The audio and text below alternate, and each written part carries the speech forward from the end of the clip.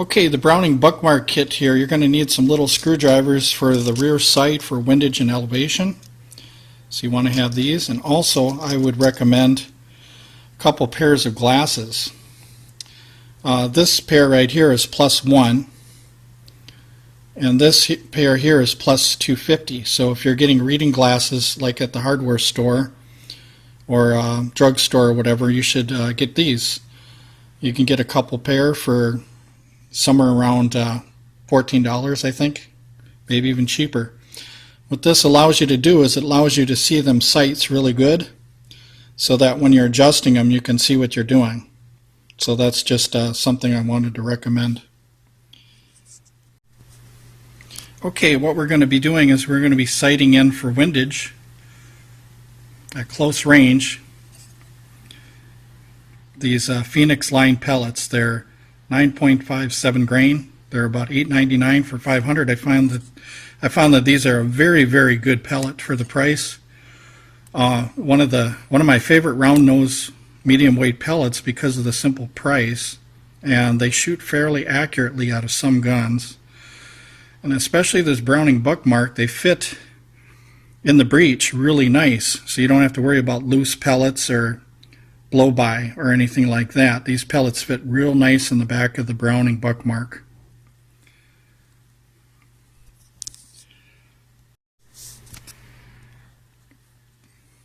So as you can see, we got a really, really nice fit right there with that Phoenix coal pellet, and you don't have to struggle. Now if you're using Crossman pellets, there's a little bit of blow by because some of the air gets around the pellet skirt. Whereas this pellet here, it fits beautifully. I might order thousands of rounds of these coal Phoenix pellets from Pyramid Air.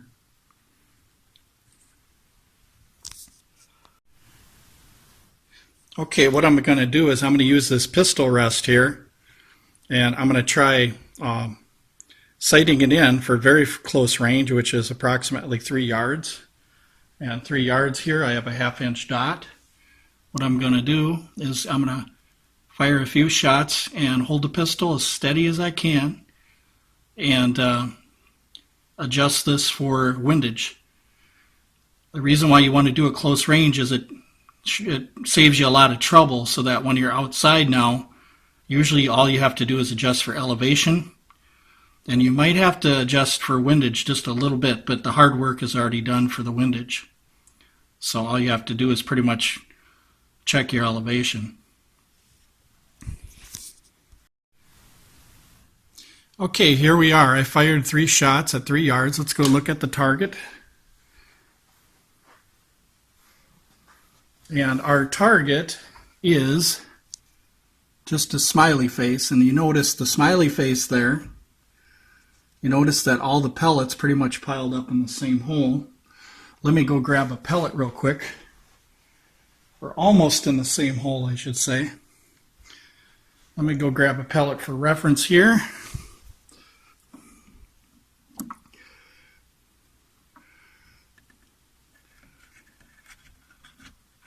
I don't know if I can stick it in there. I wanted to stick it in there for you, but 3 shots right there. So it proves that the air gun is accurate. You know, if there was an issue or something, you wouldn't be able to do that at 3 yards. So that's reasonable accuracy for a low velocity pellet pistol, I would think. So anyway, now what we're going to do is we're going to move that little group over here. And what I'm going to do is I'm going to make some adjustments, and all I have to do is quarter turn this sheet of paper. So for instance, this is going to be upside down, and the groups will land here and here and here until we get that windage just right.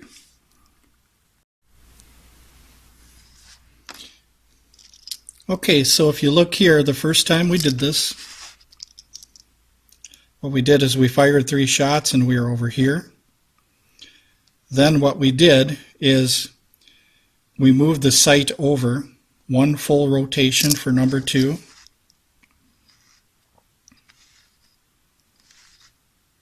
Let me see here.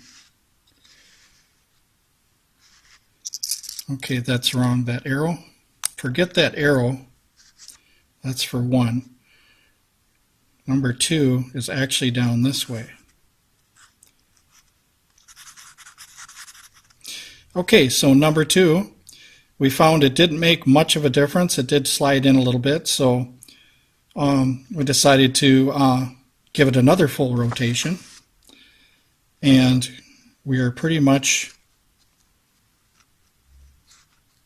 good for our windage right there. Now, to show you what I did, these are 3-shot confirmations, by the way. I can actually do 5, but I found that with this one, 3 is usually good enough to get it started. If you look here, 2 full rotations, which means when you're looking at that screw right there, you want to pay attention to the top of the screw, or even put an orange thing of paint in there if you can, and that's going to turn to the left approximately 2 turns. So it's going to go 1 full revolution, 2 full revolutions. So let's find out left what 2 full revolutions are at this distance. So if we take the first one we shot and compare it, how far we had to go over,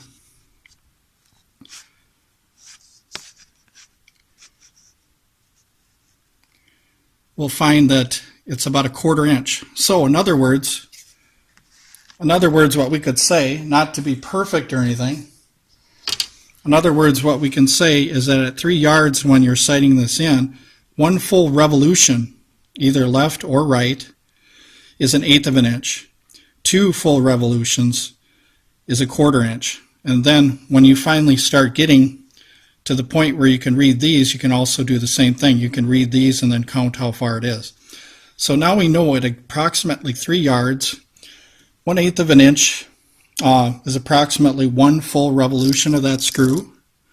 And like I said, you might want to put a little bit of orange paint on the top there.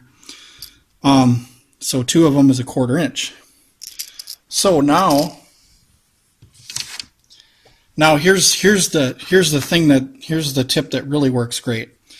Now what you do is you go out to 25 yards, and when you're shooting, you start with bench rest, some kind of pistol rest, and you shoot more than 3 shots. You should probably shoot about 10 shots just to kind of tell where the pellet's going at 25 yards. So, and as you know, as you get further out, your groups are going to spread out quite a bit. So you want to decide what distance you're going to shoot this thing. So what you could do, like I did, is I sighted this in for 25 yards for that steel 10-inch plate, just to do some, center of mass shots from the deck at 25 yards.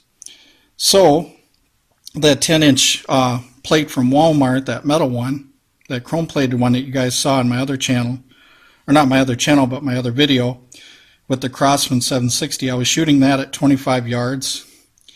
And I found that these pellets, if you're aiming right at the top of the plate, it would come down and hit somewhere around the center. So that means that, if you keep the sights so that, let's see that number 1 there. So in other words, if you're sighting this in for 25 yards, at 3 yards, you might want to make sure it's a little lower than that circle, maybe a 1/2 inch lower than the circle. That would be about 25 yards right there. And then you could fine tune it.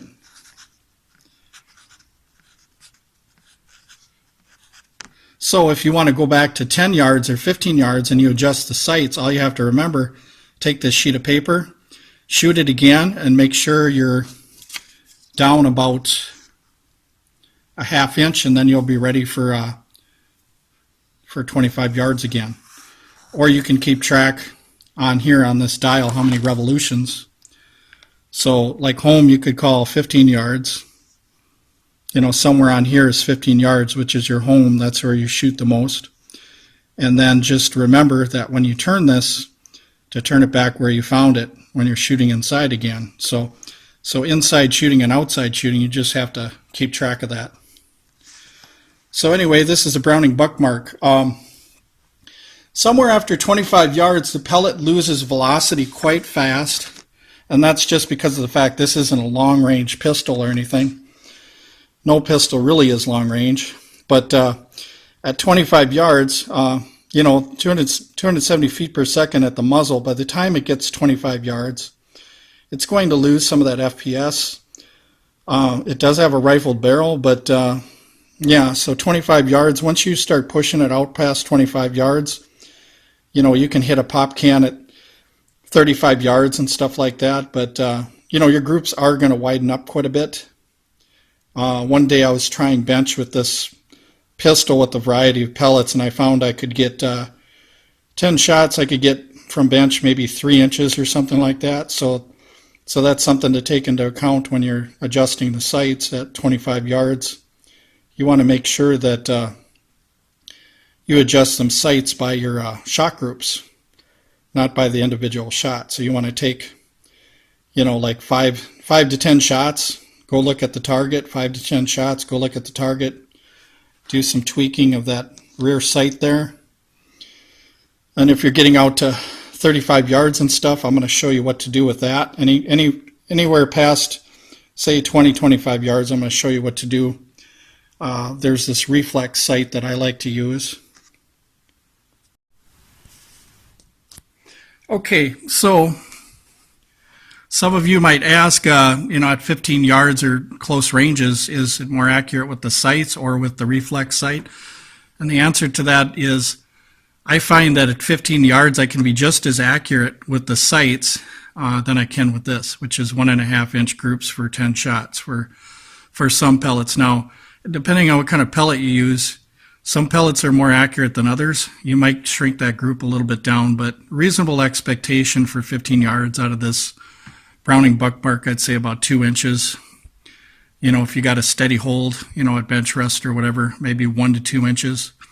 So when we put the reflex sight on here, what that allows us to do is that allows us to go higher than the rear sight would go. As you can see, the rear sight is for 25 yards for a 9.5 grain. Now, I did try maxing the sight out, but you don't want to go too far because that screw is going to pop out. So you want to make sure you don't do that. Usually I put black rubber bands around here to hold it on so that it doesn't max out, but it's some small thin rubber bands. I might show you sometime what they look like. But anyway, this has got a factory weaver rail, which means you can put this on real easy. You can put it on, take it off real easy. Now the MOA on this is 5 at 100 yards, so here's what your dot's going to look like, you guys. If it's 5 MOA or 5 inches, if the dot looks like 5 inches at 100 yards, then at 50 yards, the dot is going to look 2.5 inches. Then at 25 yards, the dot is going to look 1 1/4 inch. Now the other thing I wanted to tell you is the dot is going to look 1 1/4 inch at 25 yards, but depending on how bright you have that dot, if you have the dot real bright, it might look 2 inches at 25 yards. So you want to dim that brightness down on that reflex sight. So if we got 1 1/4 here, then of course you keep dividing it. So 12 1/2 yards, it's going to get even smaller. It's going to be under 1 inch. So that's what I wanted to show you guys about how these work. So in other words, at 25 yards, if it looks to be 1 1/4 inch, let's see what that is. Okay, there's 1 1/4 inch right there. That's how big that dot's going to look right there. All right, and that's okay because a pop can is 2.5 inches. So what I'm saying also is at 35 yards, a pop can is 2.5 inches wide, about 2.5 inches, a soda can.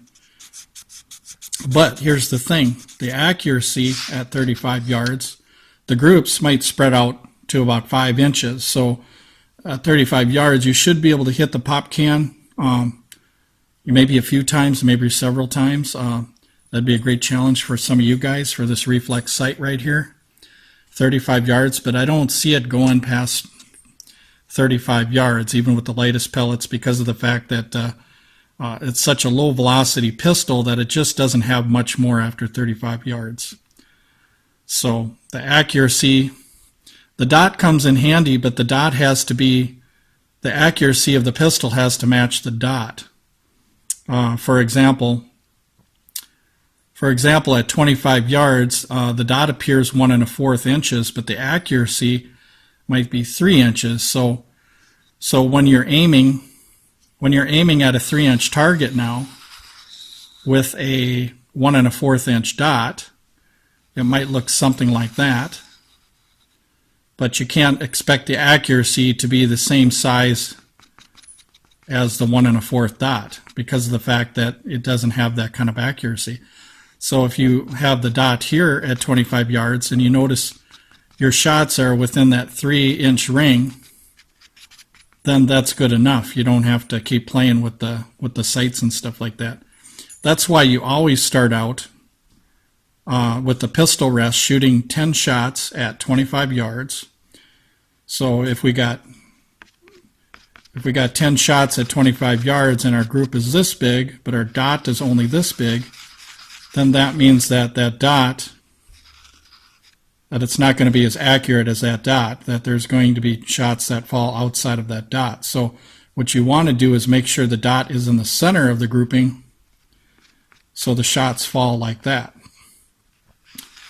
So, and I know some people that used to sight in things with dot sights, what they would do is they would fire one shot and they'd keep adjusting their click values.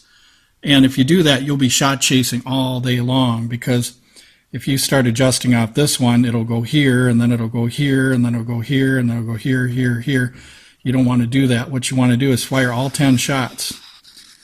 And then when you find out what the, like for instance, here's the shots right here. Let's see, here's your target.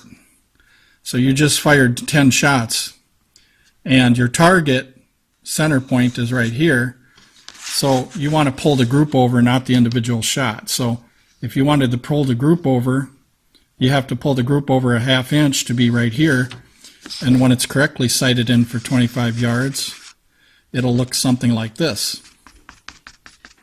And that's because it's not accurate enough to fit all inside that dot. So just because you put the dot on something, it doesn't mean that every shot is going to fall on that dot. That's in the movies.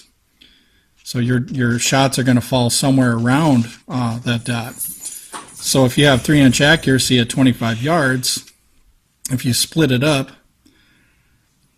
that means that you could have 1 1/2 on this side of play and 1 1/2 on this side of play.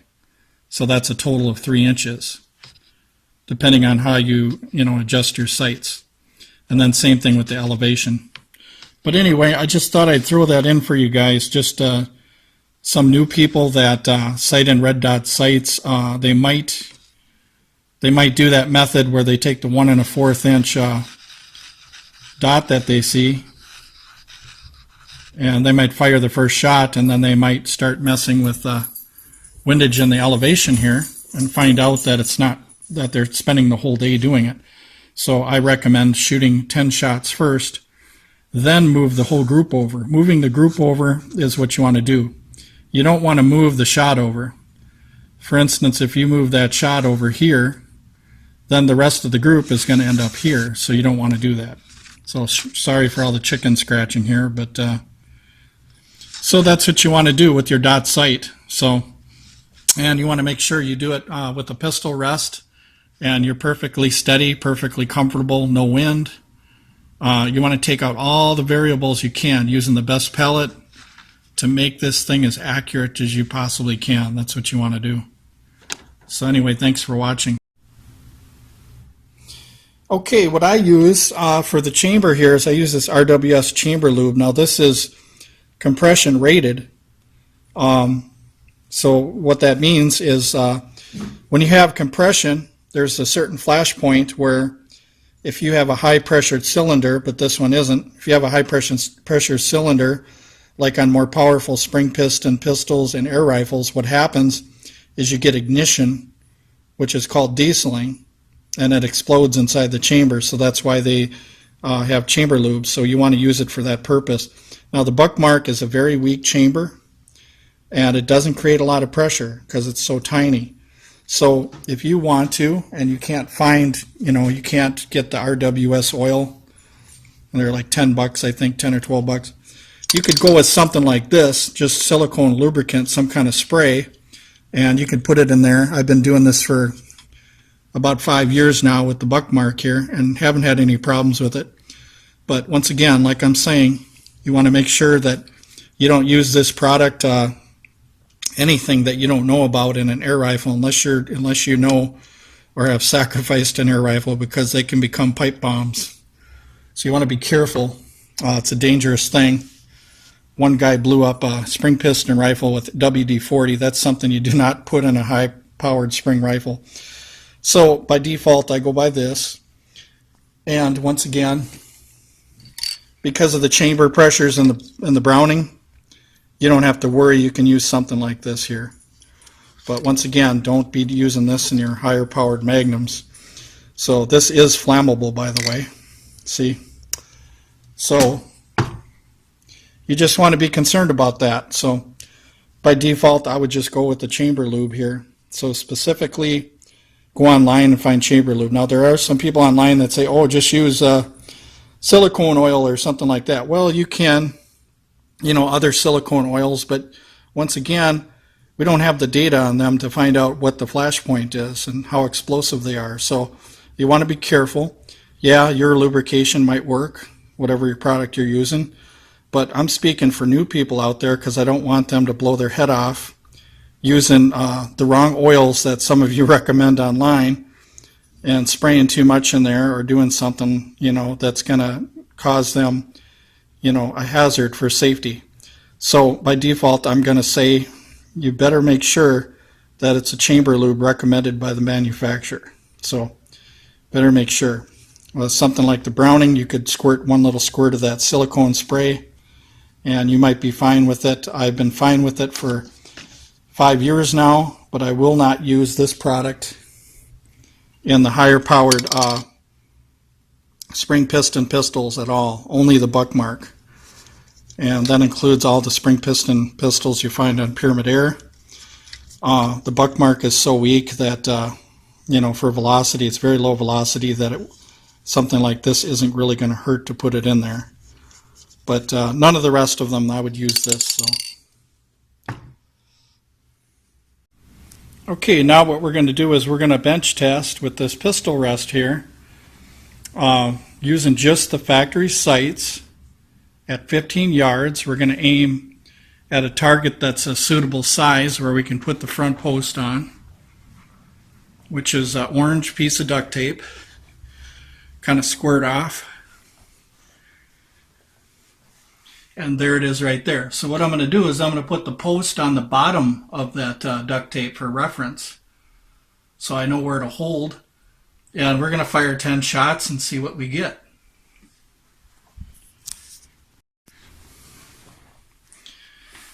Okay, here we are at 15 yards, and it was some human error here. You can see the group there. And like I said, I aimed on the bottom here, and the shots seem like they're falling here, which means I can adjust that sight so that the majority of these shots right here, 1, 2, 3, 4, 5, 6, these 6 shots come up and are pretty much centered. And if we took the measurement on that, and this was done at bench for stability, let's see.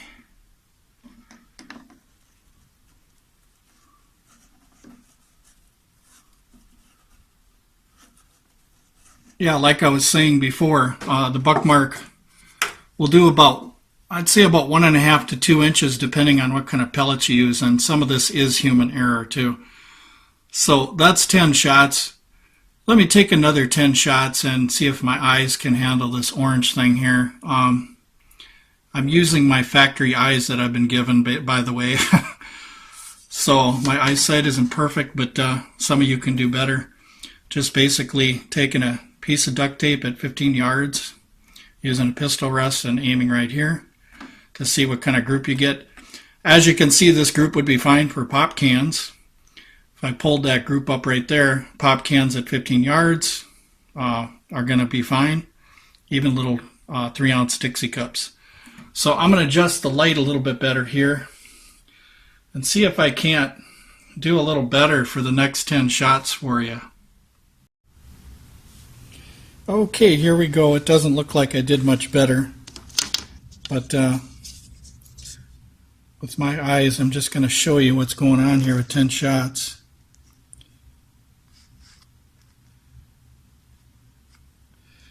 So anyway, one thing to consider is that this pellet is not a match grade pellet. We do see that it's centered. Like when we sighted it in, I was saying you want to take 10 shots, and you can see that almost all the shots are exactly center for windage. See that? Because you want to go by the group, you don't want to go by just the individual shot. Now when I use match grade pellets, I found some of the best groups I was getting with my match grade, if I was real careful for 10 shots, was say somewhere about 1 inch to 1.5 inches. So that would be right within that orange zone right there. So with these pellets, when you see that waterfall effect where it's dropping like that, that's not the barrel. You know, that's not the barrel going like this or anything like that. What that is that's that low velocity kicking in. You know, it's starting out at 270, and by the time it gets down there, it's lost a lot of velocity, and it's starting to do this waterfall effect. And if you do experiments on pellets, you'll find out that when something does a waterfall effect like that, it means that it's starting to drop in velocity. Because normally you should get a nice round group like this right here, these 7. You should get kind of like a round group. So you see what happened with this here. So what I'm going to do is I'm not going to stop yet. I'm going to go to some match grade pellets. They might shoot in a different place because I'm not sighted in with them. But let's try some match grade from JSB. Let's see what happens. Okay, here we got some JSB match. These are $16.99 compared to $8.99 for 500.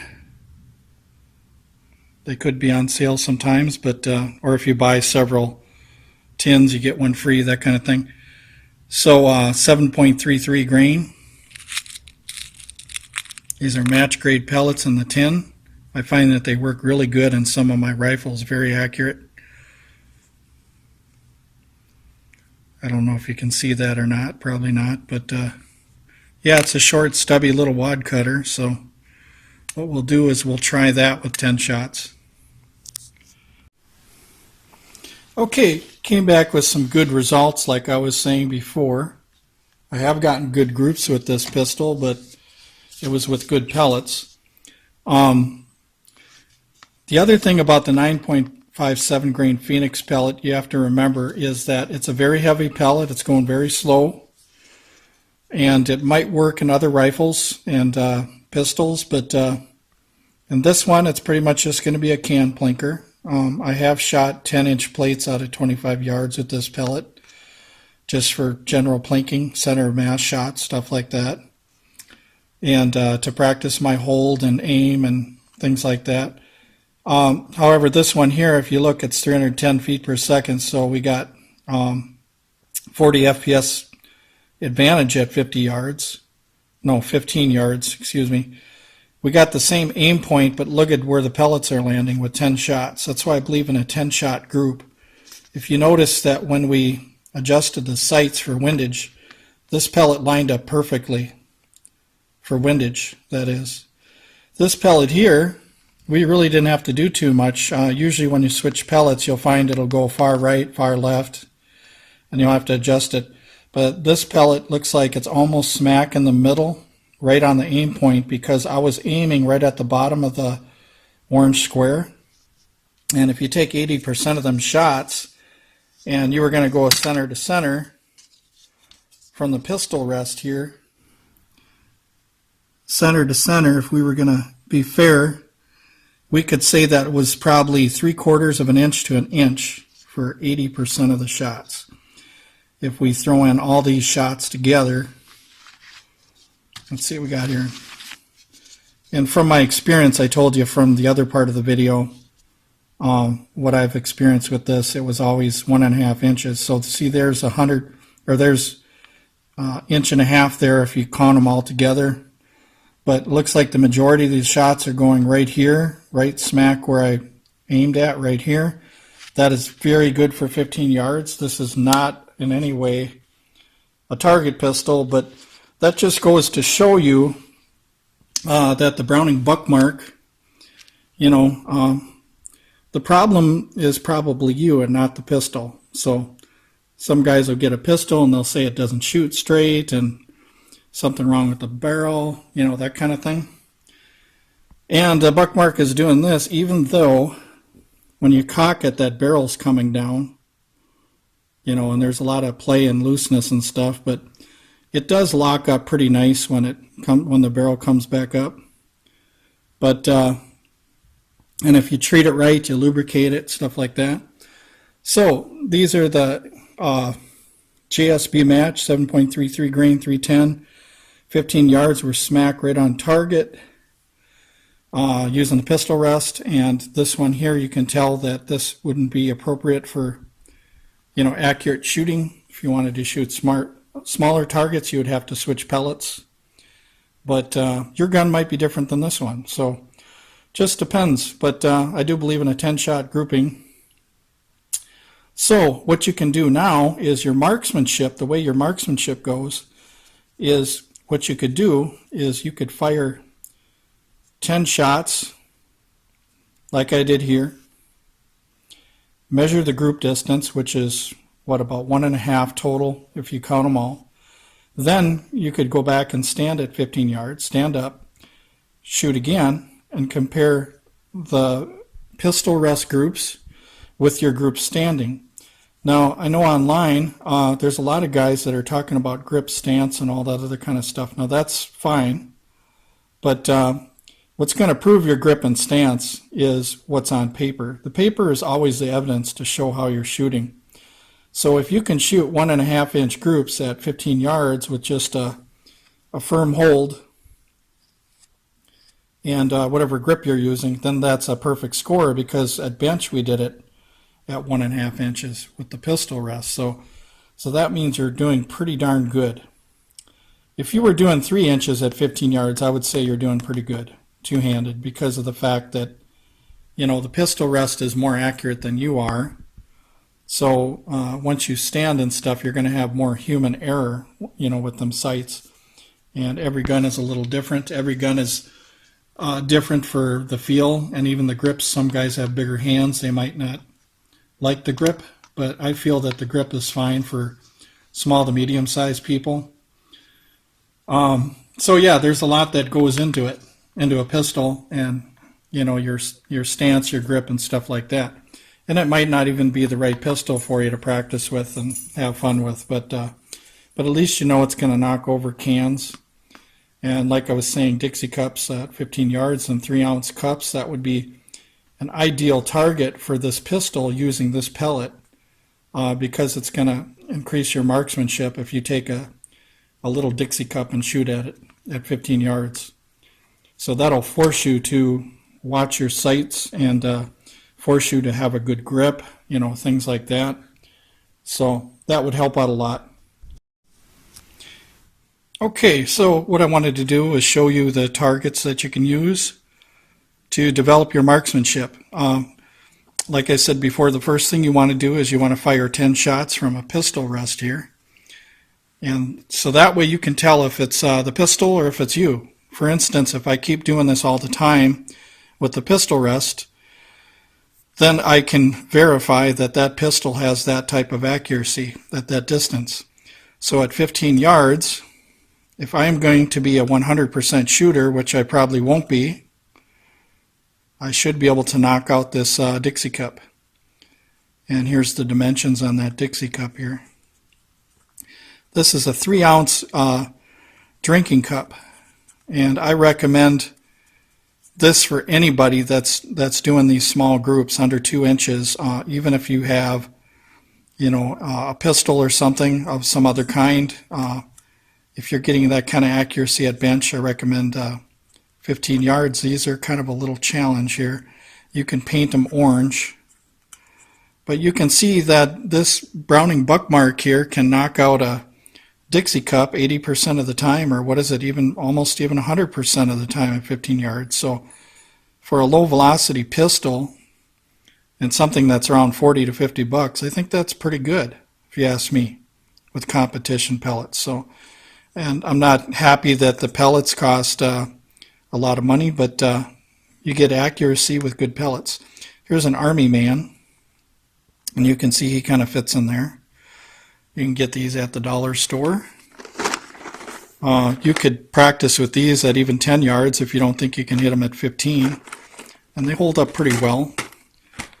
So that's a target that you could use. No offense to people, but you're shooting a person here in a plastic form. But sometimes, you might want to use these because of the price, and you get so many of them.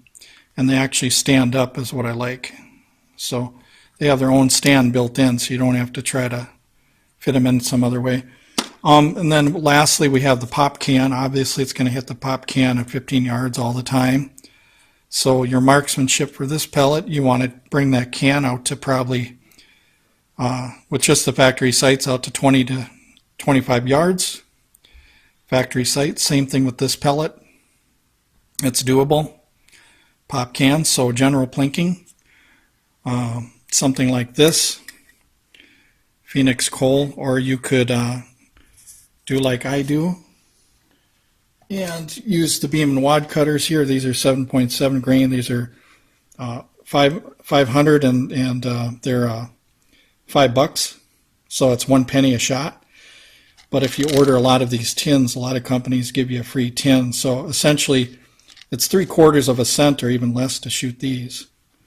But that'll be another test to see what kind of accuracy I could get with these cheap ones. But I'm still going to do a 10-shot grouping though, because you might get lucky with a few of these and some might be off weight. So that's another video to try.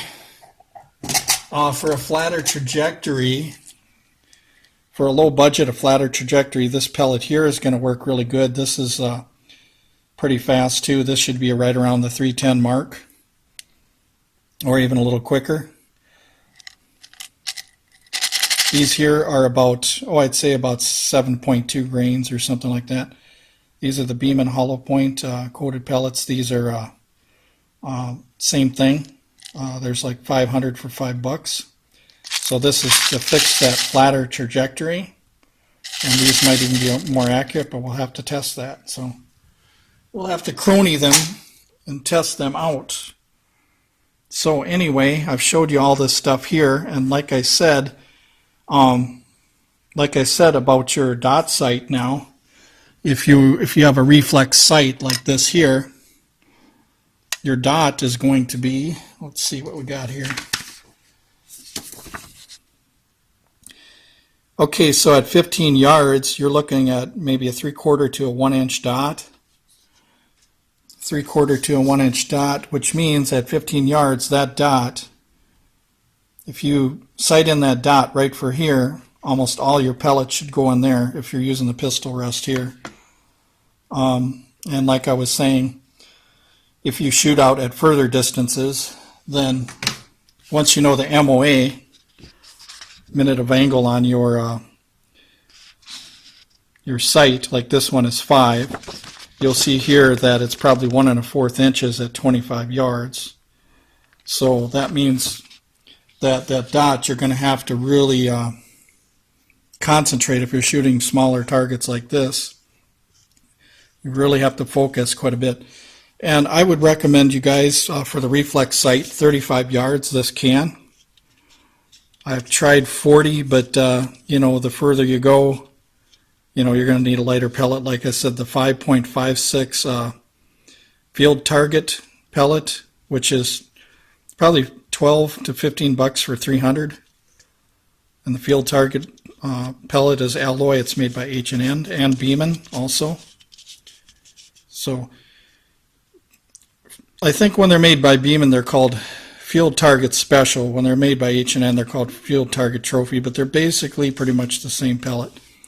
So I would recommend for these type of sights here, 25 yards and further, it might help you see. One of the reasons why is although the Buckmark is a nice little air pistol, spring-powered air pistol, if you look at the sights here, it's just black on black. So if you don't have any reference like an orange target or something like that, it might help to have that reflex sight on there. And I will definitely show that to you in a couple minutes here. I'll show you the sight, what it looks like when it's installed. Okay, here we go. Here's the Browning Buckmark with True Glow dot sight. This is both green and red. It's got different tints of red and green. The tints can be low dim or real bright visibility. And there you can see your windage is right there. And your elevation is right on top here.